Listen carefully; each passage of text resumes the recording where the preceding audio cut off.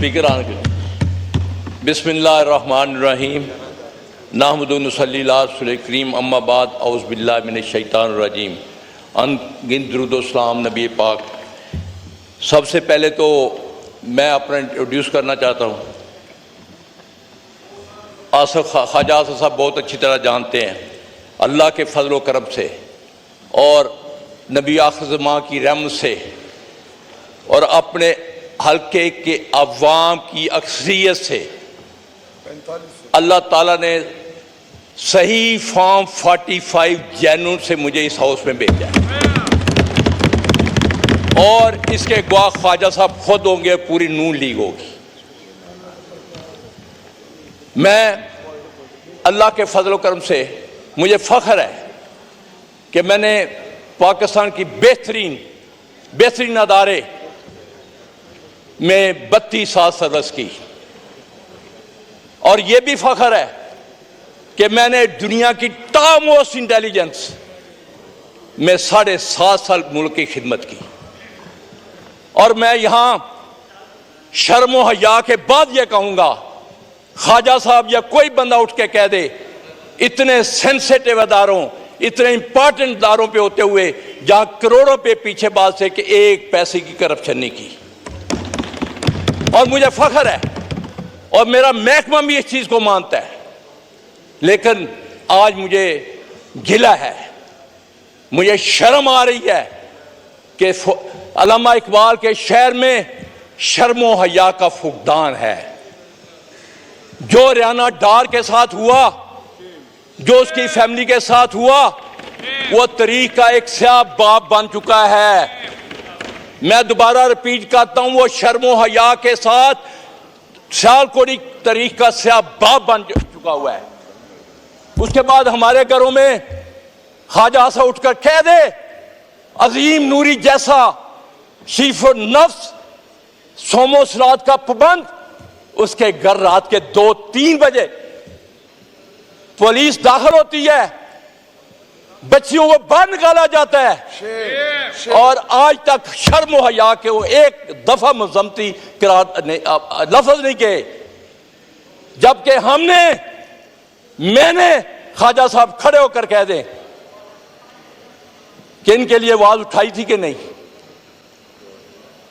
आज मुझे तकलीफ है, मुझे मेरे महकमे ने जिसकी मैंने खिदमत की, मुझे भी 5 दिन अगवा किया गया। मैं ऊपर अल्लाह के नाम लिखे हुए हैं, झूठे पे अल्लाह ने लानत भेजी हुई है। मैं जो बात कहूंगा एक सही बात करूंगा। एक दफा जब हम बड़े सरकदार थे, यही ख्वाजा आसिफ रिश्तेदारी पुराने तलकात का पहाड़ जोड़ते थे। और मुझे सबसे बड़ी तकलीफ यह है कि जिस थाली में खाते हैं उसी में सुराख करते हैं। खुदारा मुझे इस अवाम में मैं इसकी बेतुकीरी देखकर, मुझे कम से कम पहली दफा मैं आया हूं, एक शौक से आया था क्योंकि मैं इससे पहले स्पीकर डिप्टी स्पीकर साहब नैब पिशावर रेज की 2.5 साल नैब में रहा।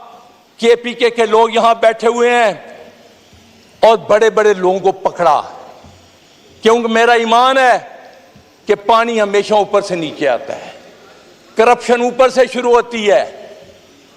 मेरे सबसे बड़े पहले 3 चीफ मिनिस्टर, चीफ सेक्रेटरी साहब का, और वहां गाड़ियां चलनी बंद हो गई थी।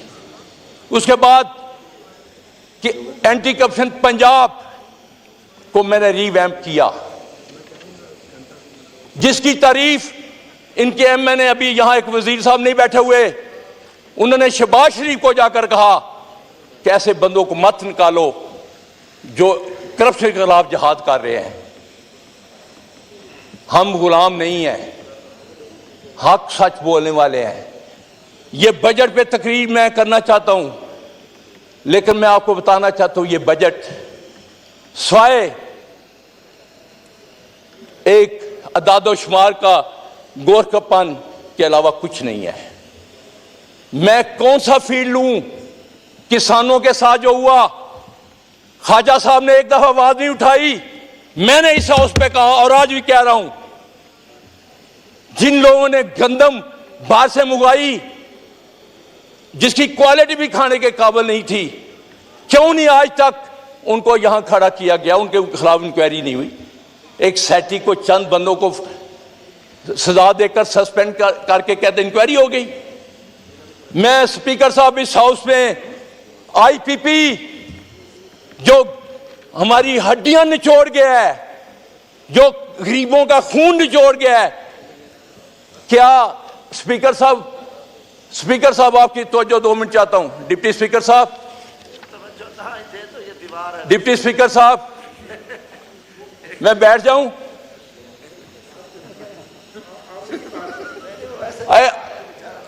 स्पीकर साहब, आईपीपी कौन सा मुल्क है? उनको लाएं चेहरों के यहां वजीर जो एनर्जी है वो आकर बताए कि उसमें कौन कौन से हिस्सेदार हैं। 125 पैसे के पैसे आप दे रहे हैं ख्वाजा साहब, जबकि प्रोड्यूस 48 कर रहे हैं। जब कोई इंक्वायरी होगी तो उनमें 3 फैमिलियां आएंगी जो बरसरकार है। गरीब का खून चूसा जा रहा है। ख्वाजा साहब, मैं कल भी 2 दिन हल्के में था, लोग दुआएं बद दुआएं दे रहे हैं इस हुकूमत को। हम यहां सिर्फ मुराद लेने के लिए बैठे हैं, उनकी कोई आवाज नहीं उठाता। जो ज़राअत का हाल किया इन्होंने, अभी तक लोगों की जो गंदम है खराब हो रही है। आड़ती से पैसे किसान लेकर अगली फसल बोता है, वो आड़ती उसको 20-21 रुपए से खरीद रहा है, क्यों? उसने अपने पैसे अगले पूंजी लगानी है। ये इशू जो बात करने वाली है, ना कि यहां लड़ाई झगड़े और ताने देते हैं। मैं उन चीजों में नहीं जाना चाहता, मेरे पास भी बहुत कुछ है, लेकिन मैं उन लोगों में नहीं हूं कि जिस प्लेट में वो खाएं उसमें छींक करें, उसमें सुराख करें। खुदारा इस मुल्क के लिए कुछ कीजिए।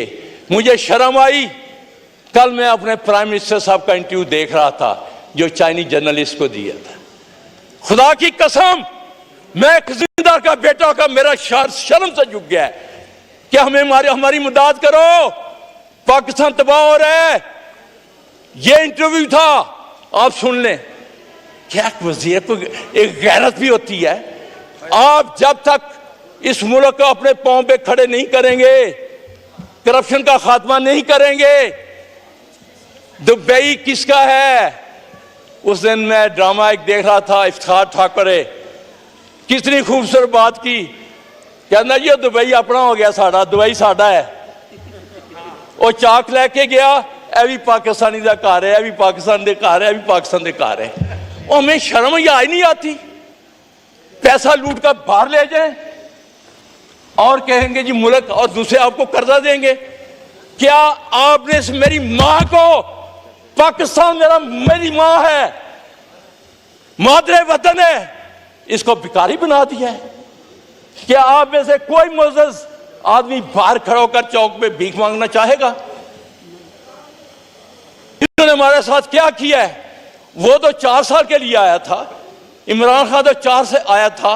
कोरोना में माइशत कहां गई? दुनिया आज भी, मैं आज को यहां लिख कर देता हूं, अगर पाकिस्तान को आगे ले जाना तो इसको बाहर का अवाम की आवाज को मत कुचलो। अवाम ने मैंडेट दिया है, खड़े होकर अपने, मैं नहीं कहता कि ये झूठे कुरान उठाएं। क्या ये जीत के आए हुए हैं? फॉर्म 47 की पैदावार है, और फॉर्म 47 वाले कैसे मुल्क को आगे ले जा सकते हैं? कैसे? इन पे कौन यकीन करेगा? हमें हक और सच का साथ देना होगा। मैं आखिर में 3 तजवीज़ें रखना चाहता हूं। खुदारा इस मुल्क के लिए सोचे। हमारा आज नौजवान तबका क्यों बाहर भाग रहा है? मेरे हल्के के 3 जवान यहां ईरान जाते हैं, वो अगवा होते हैं, उनके हाथ काटकर रैंसम मांगते हैं 80-80 लाख रुपया। वो बेचारे क्या करें? यहां रोजगार नहीं है, यहां उनके लूट मार करके हमारे लीडर पैसा बाहर ले गए हुए हैं। और कोई शर्म या नहीं है। पाकिस्तान आज भी, मैं यहां इस हाउस में कह रहा हूं, ये लाएं हुक्मरान पैसा बाहर से लाएं, एक कर्जा उतर जाएगा। और स्पीकर साहब, जब तक हम अपना दुश्मन जिसको इंडिया कहते हैं उसके लोग लूट मार कर बाहर पैसा नहीं ले जाते, वो इलेक्शन नहीं लड़ सकते, लिख कर देना पड़ता है। हमारे लीडर फख्र महसूस करते हैं, अपना पैसा लाते नहीं है, भीख मांगते हैं दूसरों से। और कहां तक यार ये मुल्क, कोई बेकारी की भी होती है, कर्ज खा के कोई कर्ज वाला कर्ज लेकर घर चलते हैं। नौजवानों को सर, स्पीकर साहब, मैट्रिक तक कम से कम हुनर, कोई स्पेशलाइजेशन, उसको अच्छे स्पेसिफिक ट्रेनिंग दें, उसको हुनर सिखाएं, कम से कम वो ग्रेजुएशन करके नौकरी के लिए दरबदर ना हो, कोई काम तो करे। हमें स्किल वाले लोग चाहिए। ज़राअत, मैं बचपन से सुन रहा हूं कि ज़री मुल्क है, जहां अल्लाह ने सारे सीजन रखे हुए हैं, बेहतरीन सीरियल है, होता है उस मुल्क में कहत आ सकता है, उस मुल्क में गंदम की छाट, और हमने क्या असर किया। और अभी भी शर्म याद नहीं है, जो 5 अरब रखा है वो पता किसके लिए रखा है। सुन ले, एक मिनट गुजारिश है, 1 मिनट, 10 मिनट तय हुआ था, खत्म कर, आपका 11 मिनट से ऊपर हो गया है, वाइंड अप करें, वाइंड अप करें। इस मुल्क को तरक्की करनी है तो नौजवान को हुनर सिखाना होगा। आईटी में मैं बजट पढ़ रहा था, एक ऐसी राह जाते 25 अरब रख दिए। ये आईटी का दौर है, हमें आईटी को तरक्की देनी होगी, उस पे लोगों को लाना होगा। और ज़राअत, जब तक आप ज़राअत को तरक्की नहीं देंगे, सही मानों में किसान को मुआवजा नहीं दे, मुल्क तरक्की नहीं कर। आखिर में एक शेर के साथ आपसे जाऊं, खुशियों का एक नगर आबाद होना चाहिए, खुशियों का एक नगर आबाद होना चाहिए, इस निज़ामे ज़र को अब बर्बाद होना चाहिए। गुमान तुमको के रास्ता खो रहे हैं, यकीन मुझे हम मंजिल खो रहे हैं। काट रहा है कि यकीन मुझको के रास्ता खो रहे हैं, काट रहा है, यकीन मुझको के मंजिल खो रहे हैं। और आखिरी एक शेर अपने किसानों के लिए, गरीब हो गया, शुक्रिया जनाब, शुक्रिया। अब औरों को मौका दें, अब एक शेर हो गया, एक शेर हो गया।